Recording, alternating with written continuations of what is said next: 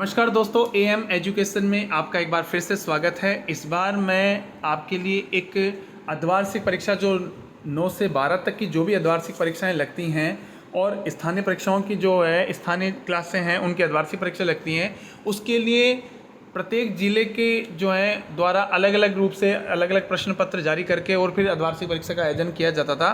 परंतु इस बार जो है एक नया आदेश अभी लेटेस्ट जारी हुआ है, जिसके अनुसार जो है वो एक राज्य स्तर पर एक नवीन जो है व्यवस्था लागू की गई, जिसके संबंध में कार्यालय निदेशक माध्यमिक शिक्षा राजस्थान बीकानेर के द्वारा आदेश जारी किया गया है, जिसको हम देख लेते हैं। वर्तमान व्यवस्था के अनुरूप कक्षा 9 से 12 तक की अर्धवार्षिक और कक्षा 9 से 11 की वार्षिक परीक्षा प्रदेश के समस्त जिलों के समान परीक्षा योजना के अंतर्गत आयोजित की जा रही है।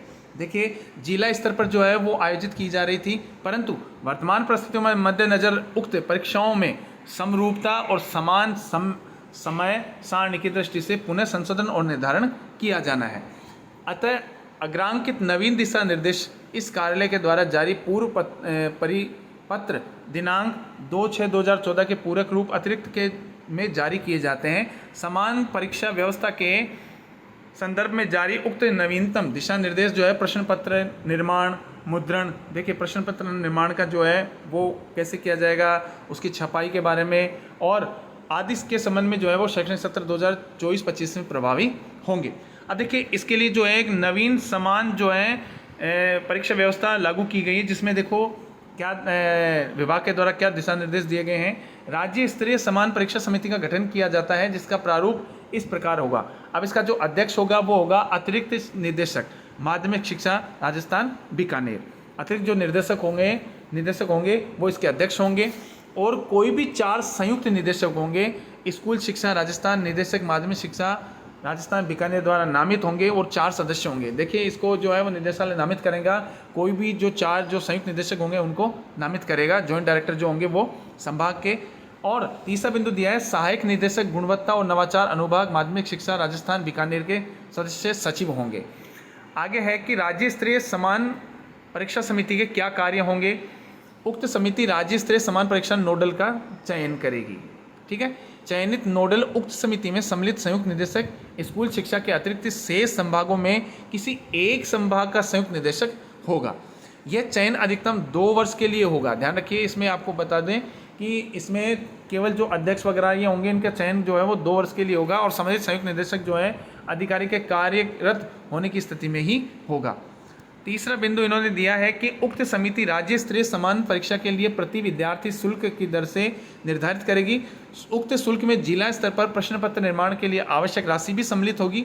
जिला स्तर समान परीक्षा संयोजक द्वारा उक्त दर से शुल्क एकत्रित कर जिला स्तर पर प्रश्न पत्र निर्माण की राशि कटौती कर शेष राशि जो है वो राज्य स्तरीय समान परीक्षा नोडल में जमा जो है करवाई जाएगी। इन्होंने आगे जो है वो बताया है निदेशालय माध्यमिक शिक्षा राजस्थान बीकानेर के द्वारा अलग अलग विषयों में प्रश्न पत्र गोपनीय रूप से मुद्रण करवाने की प्रिंटिंग प्रेस और फर्मों से निविदा आमंत्रित की जाएगी। देखिए, हाल ही में थोड़ा दिन पहले जो है वो सिरोही जिले में जो है प्रश्न पत्र आउट हुए थे, तो इससे जो पॉलिसी से इस गोपनीयता भंग न हो, इस वजह से राज्य स्तर में यहाँ पे एक जो है वो समिति का गठन किया गया है और उससे संबंधित गोपनीय फर्म को प्रश्न पत्र मुद्रण और छपाई का कार्य सौंपेगी।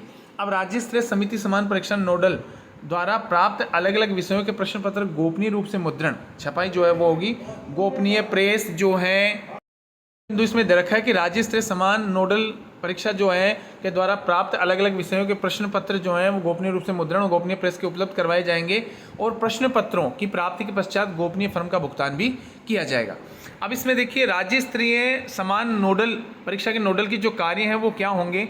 राज्य स्तरीय समान नोडल परीक्षा नोडल के द्वारा अलग अलग संभागों को अलग अलग प्रश्न पत्र निर्माण हेतु आवंटित किए जाएंगे और ये आवंटन का कार्य जो पूर्ण रूप से गोपनीय होगा। इसकी जानकारी केवल राज्य स्तरीय समान परीक्षा समिति को भी नहीं होगी। ये बहुत ही महत्वपूर्ण बिंदु डाला है कि जो प्रश्न पत्र की जो गोपनीयता होगी वो जो समिति होगी उसको भी नहीं होगी।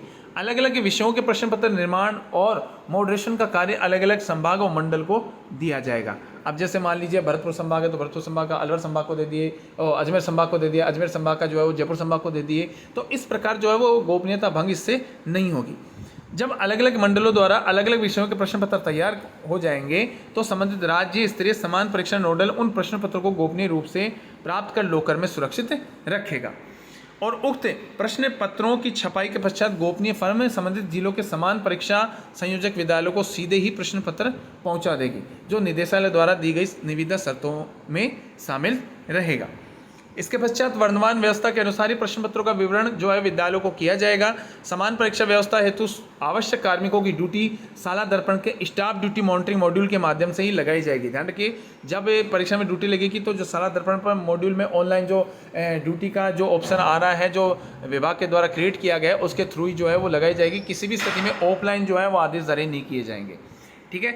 जिला समान परीक्षा समिति के कार्य क्या होंगे? प्रश्न पत्र का जो है वो निर्माण करना, मॉडरेशन, अनुसीमन, मुद्रण, शुल्क निर्धारण के अलावा संपूर्ण दायित्व कार्यालय हाजा परिपत्र क्रमांक 26/2014 के अनुसार यथावत रहेंगे।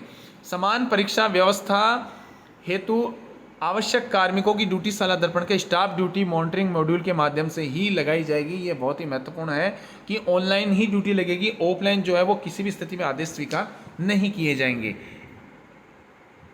उपयुक्त क्रम में समान परीक्षाओं के आयोजन के संबंध में अतिरिक्त कार्य पूर्व में जारी परिपत्र क्रमांक 26/14 के अनुरूप ही रहेंगे। और ये आशीष मोदी IAS जो निदेशक हैं, जो हाल ही में इनका स्थानांतरण हो चुका है और अब जो हैं इनकी जगह दूसरे निदेशक आए हैं जिनका नाम महेंद्र खड़गवाल है।